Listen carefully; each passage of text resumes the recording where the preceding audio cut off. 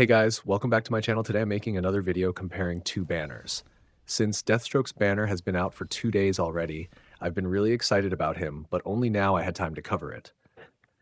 As you know, Deathstroke and Starfire belong to two completely different roles.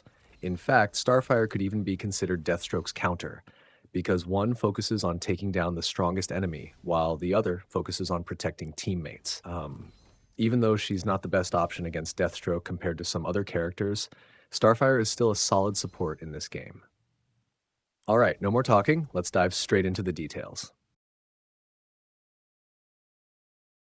These two heroes, I've already talked a lot about each of their skills, so in this video, I'll just give a quick overview of their abilities, explain in which situations they work best, who comes out on top, how to counter them, how to pair them with teammates when facing counters, and finally share my personal opinion on which one to choose.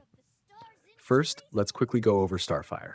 For those of you who are new to my channel, I'll start with a short breakdown of her skills. Skill 1 reduces the enemy's attack, helping teammates survive better, although the range isn't very wide. Skill 2 depends on Skill 3, and Skill 3 creates an area effect that reduces incoming damage and heals teammates every second through Skill 2. Skill 4 increases her energy gain, letting her use Skill 3 faster. Overall, she's all about survival support, reducing enemy attack, lowering damage taken, and healing teammates every second.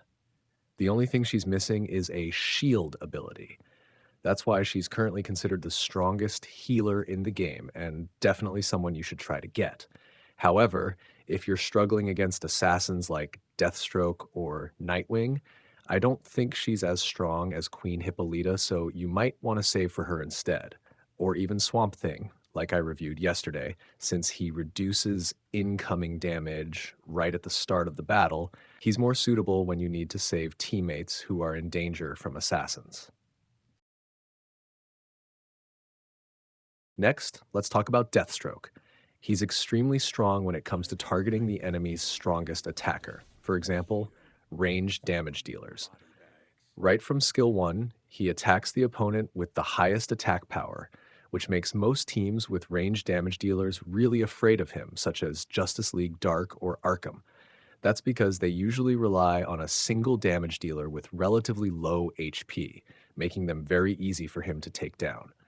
The reason he's so powerful is the sheer amount of damage he deals.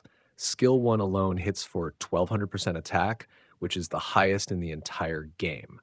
Skill 2 boosts his attack even more if he's on the Legion of Doom team, which makes that faction so powerful that you almost need Swamp Thing to tone down Deathstroke's strength specifically, and the Legion of Doom in general.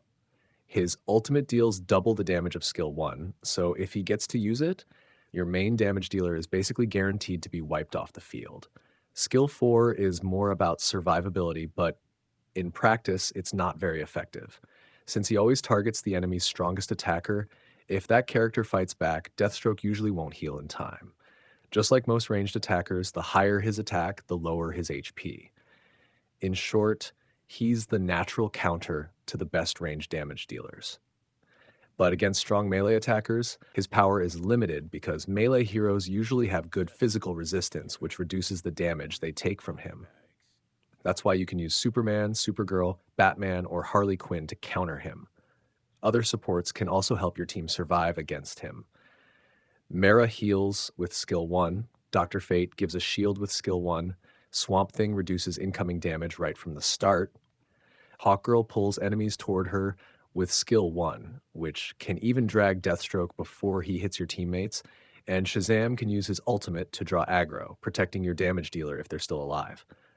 As for combinations, if you find that Deathstroke doesn't deal enough damage to finish the opponent, you can pair him with offensive supports like Vixen, Zatanna, or Flash, who boost attack right from skill 1. The downside is they always buff the ally with the highest attack, so if your Deathstroke isn't the top attacker in your team, he won't receive the buff. Batgirl works similarly, but she increases crit rate, which Deathstroke needs since he's a physical damage dealer. Another great choice is Superboy, probably the best support for Deathstroke, because he reduces the enemy's physical defense with skill 1, and then buffs the ally with the highest attack using his ultimate, a perfect match for Deathstroke. You can also try Killer Croc, Cyborg, or Captain Cold, though they only provide support with their ultimates. Um, Personally, I value Skill 1 support more, since it helps Deathstroke take down opponents quickly before they get the chance to use their ultimates. Let me add a bit more about Starfire, since I forgot earlier. These are the situations where you should use her to help your team survive. First, when the enemy has an AoE damage dealer, for example, Constantine, who is showing up a lot in battles right now. Supergirl is another case where she works well along with many other heroes. The reason is that Starfire can often use her ultimate before they do, which reduces incoming damage for your team and heals them, keeping your allies safe. Since she's a support, she can be paired with almost anyone. So I'll just focus on the key situations. For example, I usually say Mara is necessary when the opponent is running Deathstroke. Now, how to deal with Starfire when she's on the enemy team.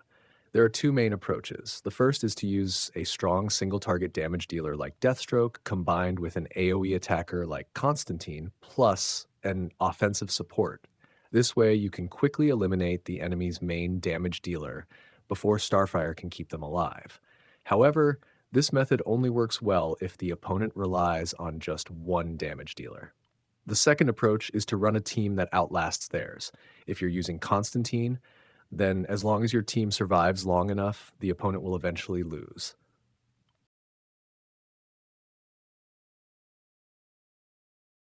Now let's talk about the three heroes featured in Deathstroke's banner.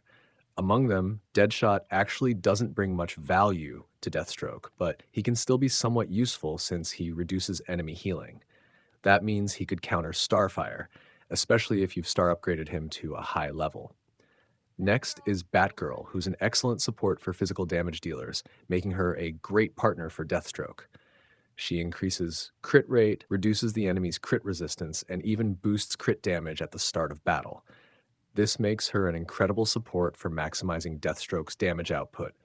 Plus, since his ultimate hits multiple times, she helps him land more crits overall, even if his base crit rate isn't very high. Then there's Cyborg.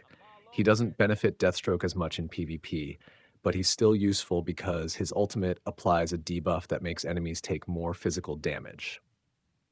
He's especially important in PvE modes since his skill 4 extends battle duration and increases energy gain. As for the three heroes in Starfire's banner, I already covered them before, so you guys can check out the comments section of the previous video for that breakdown. Personally, I'll be choosing Deathstroke's banner since I've been waiting for him for a long time. After that, I'll keep saving until Constantine comes back. For newer players, I recommend skipping Deathstroke because if you can't star him up high enough, you'll just end up benching him for months like I did. But for experienced players who've saved up a lot of anvils and are in need of a strong assassin, I'd say go all in like I'm doing, or you could also wait for Nightwing. That's it for today's video. I hope this was helpful. Don't forget to leave plenty of comments. I really enjoy reading them. At the end of this month, I'll be giving out 5 gift codes to the 5 people who interacted the most during September. Thank you so much for your support all this time, and I'll see you in the next video.